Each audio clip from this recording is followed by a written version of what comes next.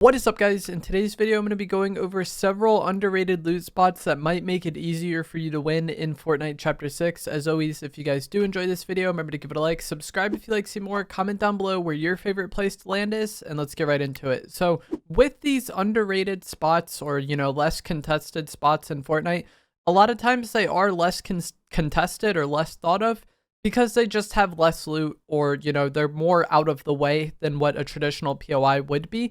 But there's still advantages to landing in spots like this because you'll typically have a much easier start to the game. But with a lot of these spots having less loot than a POI, you're probably not going to just be able to loot one of these spots and then just be good to go for the game, and then you can just hide all match and wait for in-game. With a lot of more underrated spots, you kind of loot the spot and then go somewhere else for more loot, or, go to a POI, fight other players for loot. If all you want to do is just loot one place and then hide and, not look for more loot, not look for other players, a lot of these spots probably aren't going to be the best for you. But if you do want just like a less chaotic start to the match, a little safer start to the match, get your loot and then push players from there, push POIs from there, a lot of these spots can work really good for you. And a lot of them have really condensed loot, so you can loot them rather quickly and then rotate to another nearby POI and then take advantage of other players fighting. The first location we're going to talk about is going to be the sewer hideout south of Demon's Dojo. This is a little hideout in an underground area, and it has really condensed loot. There are little secret rooms if you destroy the curtains, and so some of them lead to like a little room where there's extra loot, and then some of them lead to the tunnels where you can find more loot in the sewers. Behind one of them, there is even a potential elemental chest and a katana stand, which is incredible. These katana stands, giving you a katana is really nice to start your game with. Outside, there is also a slurp truck and a potential G-Wagon spawn. And in total, there's 12 chests here, which isn't the greatest amount of loot by any means.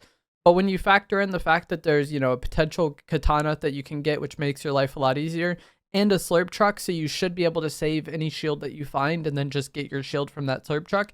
It actually is a pretty solid spot, and being close to Demon's Dojo, if you really wanted, you could maybe loot this up and then try to third party and clean up whoever is fighting the boss at Demon's Dojo. And then, from there, you have a lot of loot and you got those mythics and stuff. The fact that this loot is incredibly condensed, like most of it is just in one room, you can loot it very quickly, which I really like.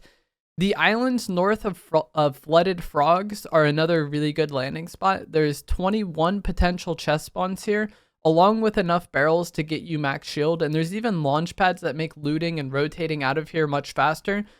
If you don't get enough loot, there is a samurai building nearby with 10 potential chest spawns and a potential elemental chest spawn, so you could just launch pad to that samurai building if you're not happy with your loot. Or if you're playing team game modes, maybe, someone lands there, someone lands at the bottom part, and then y'all meet up afterwards. If you are happy with the amount of loot you get from these little two islands, you could just rotate into Flooded Frogs afterwards and clean that POI up and get yourself more loot.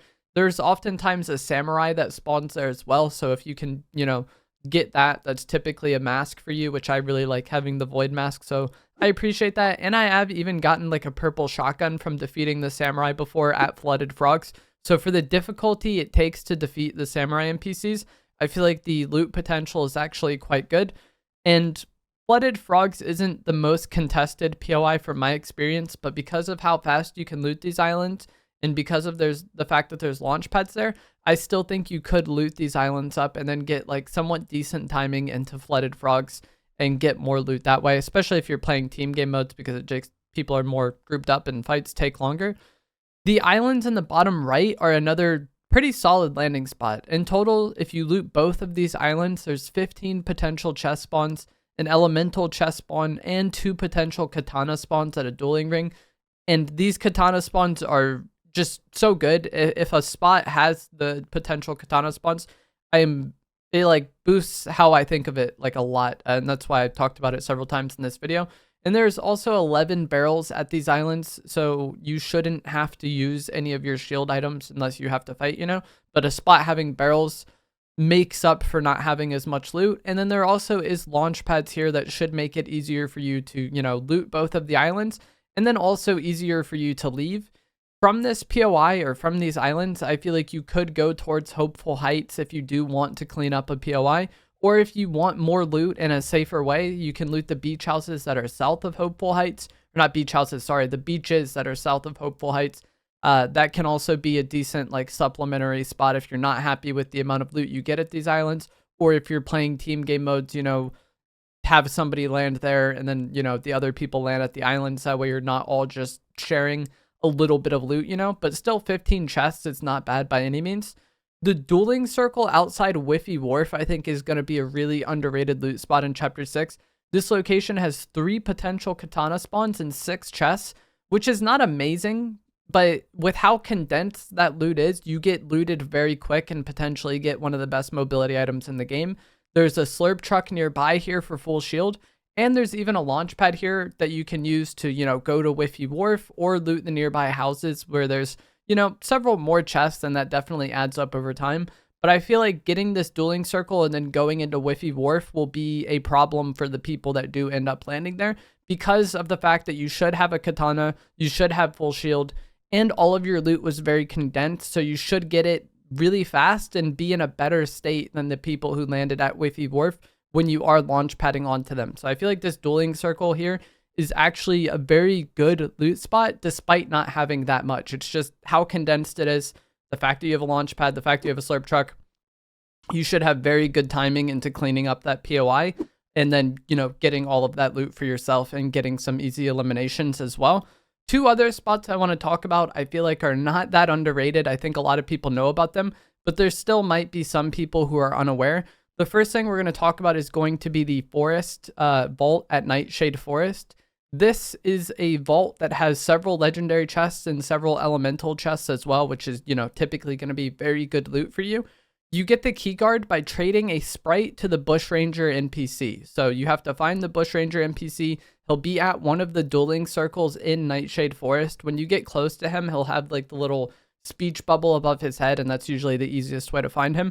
But you give him a sprite, he'll give you the keycard, then you can get into the vault and you have a lot of loot.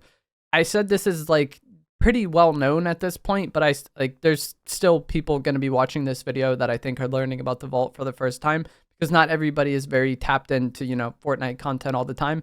And then the final spot is a similar case. There's a loot cave under magic mosses.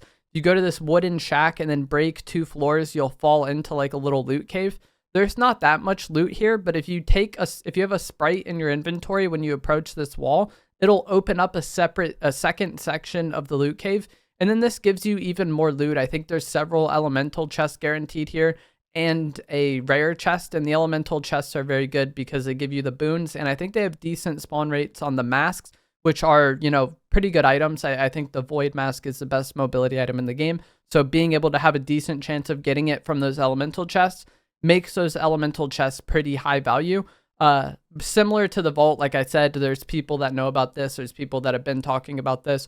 It is definitely publicized, but I still think it can be a somewhat underrated loot spot, especially if you are landing at magic mosses anyways. It's just more loot for you, which is great. That's kind of how I feel about the Nightshade Forest one as well. Like, I don't know if I'd want to land there strictly for the vault, but if I enjoy landing there, just as the POI, the fact that the vault is there and it's even more loot, definitely raises the value of that POI. But that is going to be it for this video. As always, if you guys did find this to be helpful, informative, interesting, remember to give it a like, subscribe if you'd like to see more, comment down below where you'd like to land. I'm sure there's many other underrated spots. This map has so much loot on it, and there's a lot of loot in just unnamed areas. Like when I was making this video and talking about what you could go to next, there's a lot of options there. But let me know what you guys think down in the comments below. I'll see you guys in the next one.